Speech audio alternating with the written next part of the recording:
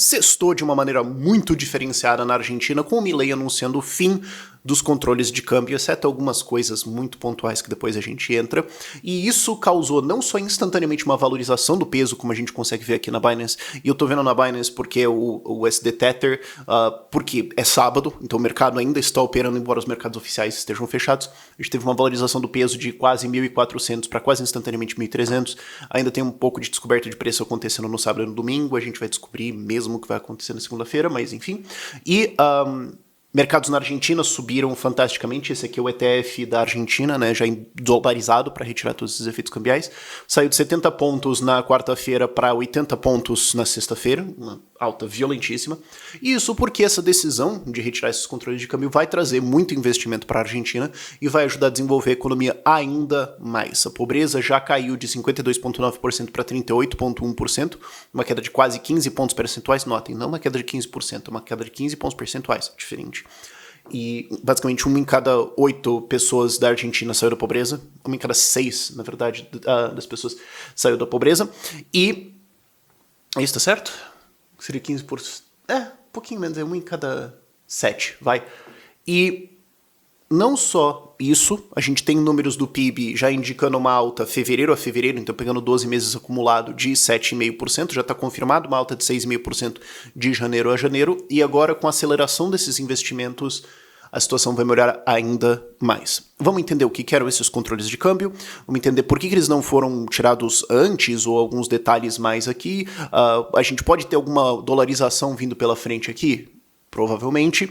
Isso teve a ajuda de empréstimos de dólar, que eu sei que muita gente vai olhar e falar, pô, mas como assim, tá aumentando a dívida? Não, não aumenta a dívida, a gente já vai abordar isso. Mas gera algum custo de pagar essa dívida? Bom, sim, mas às vezes você tem que gastar para ganhar dinheiro, e no saldo isso aqui é positivo. E também teve uma inflação na Argentina de 3,7% no mês de março, que está muito ligada, na verdade, com isso, porque o dólar se valorizou bastante, né, o peso se depreciou bastante ao longo de março, e quando a gente faz a conta da inflação em dólares, na verdade, uma deflação bem significativa. Vamos lá.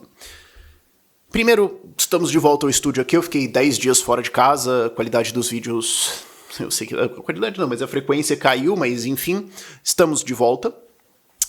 E eu parei de fazer thumbs nesse processo porque eu estava só conseguindo editar do celular e era o que eu tinha, entendeu? Mas vamos lá.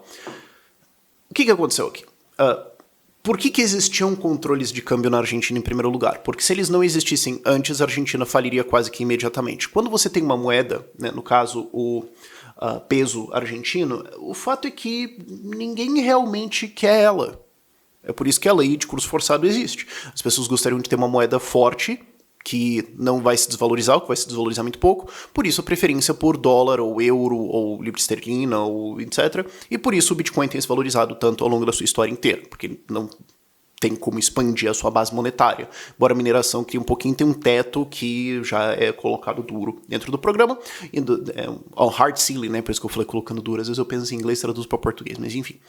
Tem um teto firme que impede a expansão de base monetária, mas o ponto é, ninguém quer o peso, então se as pessoas vão investir no seu país, elas vão querer que, caso elas queiram sair do país com o dinheiro delas, né, elas vão colocar dinheiro para tentar ajudar a economia, ganhar dinheiro com isso. Se elas vão sair, elas querem saber se tem reservas de dólar para elas venderem os seus pesos, comprarem os dólares que elas realmente querem e irem embora. Se não tem essa reserva, eu não vou investir em primeiro lugar.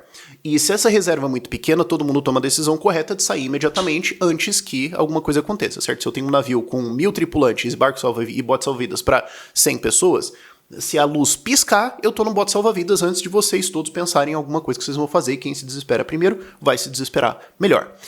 Isto posto, a Argentina tinha reservas muito baixas de dólares por consequência do governo socialista do Fernandes, que destruiu toda a base, e teve uma expansão de base monetária muito violenta também, que desvalorizou o peso, e por causa disso não tinha como você colocar um câmbio flutuante, um câmbio livre, onde qualquer pessoa pode comprar dólar quando quiser, porque todo mundo faria isso imediatamente, o país quebraria.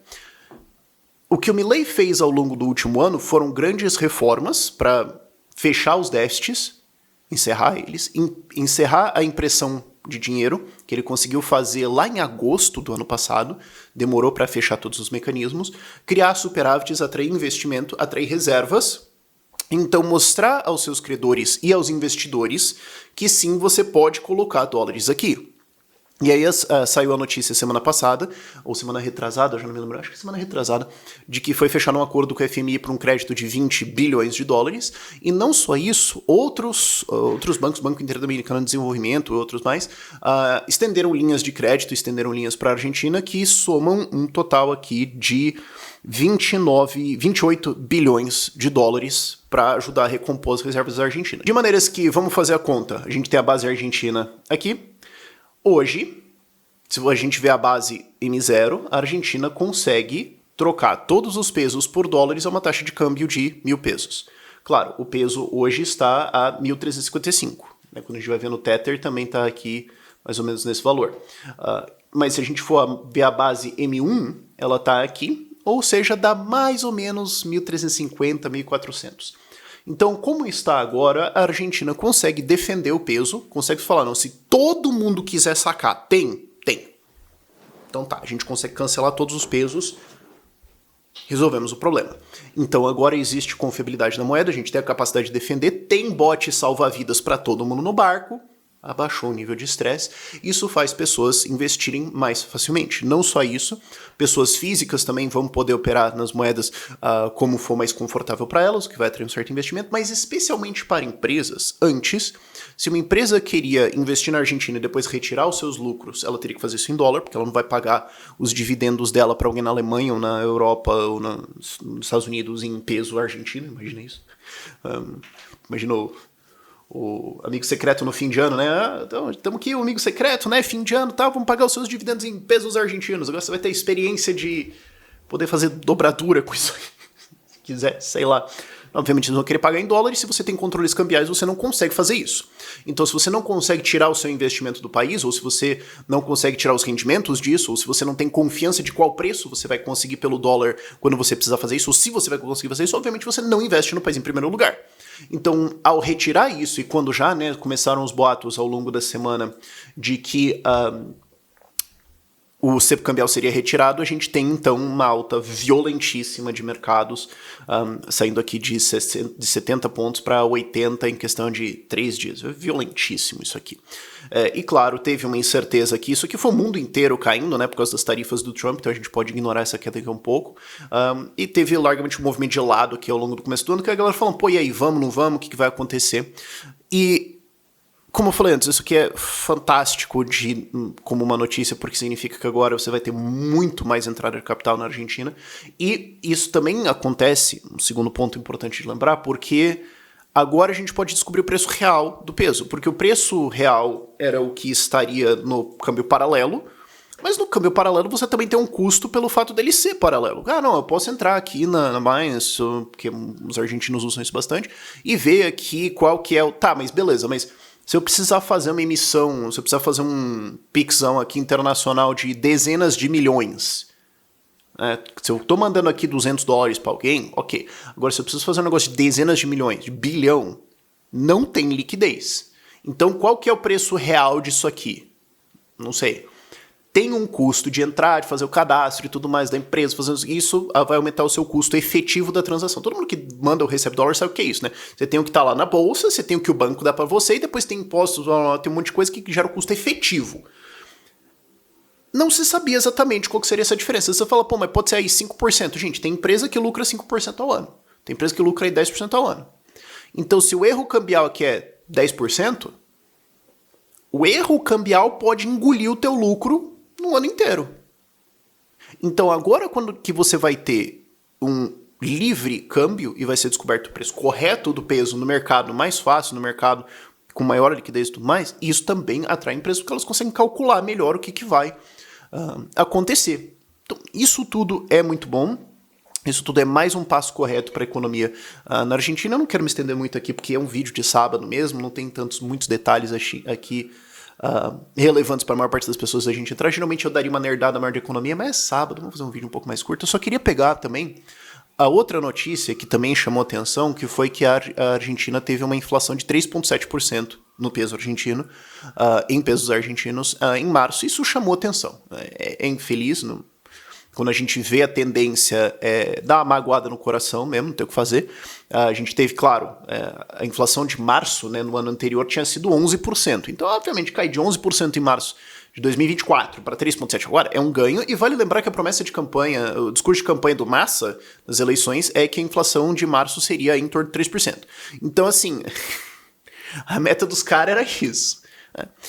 Isto posto, o fato é que ela estava caindo para 4 e logo depois, como eu falei lá atrás no vídeo, que eles conseguiram fechar os mecanismos de emissão de moeda mesmo lá por agosto, ela cai ali de um patamar de 4 qualquer coisa para 3 qualquer coisa, depois 2 qualquer coisa, e você fala, pô, então agora dá uma mágoa no coração. Claro, a inflação acumulada nos últimos 12 meses caiu de o que era em torno de 300% se você contasse março anterior lá, para agora 55%, definitivamente um bom passo, não vou reclamar disso aqui acontecer. Mas, pô, cara, o que aconteceu aqui? Primeiro, mais diretamente, educação. Existe uma sazonalidade na inflação argentina de, em março, ser uma porrada um pouco mais desagradável por causa da educação mesmo. Fazer o quê? Choveu no desfile aqui. Agora, ainda assim, alimento saiu aqui 5,9, roupa saiu 4,6, restaurantes 3,9, bens e serviços vários, que é o que as pessoas usam mais corriqueiramente, né? Então, mesmo se a gente tirasse esse aqui, bom, ia cair 3,7 para 3,2. Ainda assim, dá uma magoada no coração. Mas a explicação melhor é a gente olhar o peso. O peso nos últimos, vamos puxar 3 meses aqui, se você fizer a conta do quanto o peso desvalorizou em março só, ele desvalorizou em torno de 7,7%. Teve uma alta do câmbio paralelo em relação ao dólar de 7,7%. O que é maior do que 3,7%. Então, se você levar em conta em dólar, teve uma deflação bem significativa. E aí, conhecer um pouquinho de Argentina real vai te lembrar que as pessoas já não estão mais fazendo as contas em pesos argentinos. Elas estão usando ele como um preço proxy porque elas são obrigadas. Então, quem vai ter um comércio fala, bom, eu tinha no começo do mês X dólares, os meus preços eu vou... vai ter uma desvalorização do câmbio e tal, um monte de coisa aqui, mas eu acho que o dólar vai estar tanto lá, então eu vou cobrar o preço convertendo pesos argentinos para dólar e cobrar isso aqui em dólar. Eu tenho minha planilha toda aqui em dólar. Só na hora de colocar o preço na gôndola que eu vou transformar para pesos argentinos, porque eu sou obrigado. E aí as pessoas vão comprar. Os salários no setor privado já estão sendo muito comparados a isso. Claro, nem todo mundo vai ter esse privilégio. Claro, se você está num emprego um pouco mais humilde, talvez não seja tanto assim. Se você está numa coisa que tem pouco contato com o exterior, talvez, né, de fato, não seja isso que está acontecendo com a sua realidade. Mas, para a maior parte das pessoas, está todo mundo dolarizado. Então, por mais que a inflação de alimentos tenha sido 5,9, o que é infeliz, a inflação da própria moeda, né, a desvalorização da moeda foi 7,7, então se você está em dólar o tempo todo, se essa é a tua conta, você teve uma leve aí deflação de 1 e um pouquinho por cento, fica como dever de casa o pessoal fazer a conta. Então, explica aqui, claro, essa desvalorização não vai ser traduzida completamente só na inflação de março, ela deve aparecer também na inflação de abril e maio. Eu ficaria surpreso aqui se a gente tivesse uma puta queda na inflação em abril, aliás. Eu acho que isso aqui ainda vai ter um respingo por causa de estoques, essas coisas assim. Mas a gente consegue ver, como eu abri lá o vídeo e volto a isso, que o anúncio na sexta-feira ali despencou a moeda despencou não, né? Valorizou ela, né? De 1.380, praticamente 1.400 para 1.300 quase instantaneamente, 1.320, chegou a tocar um fundo aqui de 1.300. E agora o pessoal está descobrindo qual que é o preço. Descoberta de preço é assim, vai demorar um tempinho, né? Se a gente vê o processo de descoberta de preço, ele é um pouco... né? Não é um processo muito perfeito em termos de velocidade, mas a vida nos mercados é assim. E a gente deve ver aí, ao longo dos próximos meses, uma melhora no quadro em geral e mais outras boas notícias vindo. Inclusive, o Banco Mundial também anunciou um pacote de 12 bilhões de dólares para ajudar o setor privado, a investimento em empregos e tudo mais. E vai ajudar a compor as reservas. Tem várias notícias positivas de todos os tipos fazendo, mas eu acho que, como a gente já tá aqui em 15 minutos de vídeo, já deu. É sábado. Por esse vídeo é isso. Obrigado por todo mundo que teve a paciência enquanto a gente tava comendo os vídeos durante esse meu período de intervalo. E passou um trem aí. Isso é uma buzina de trem? Cara, não tem trilho de trem aqui perto. Então, alguém colocou uma buzina desse tamanho num caminhão? Sério mesmo? Brasil. Tchau, tchau.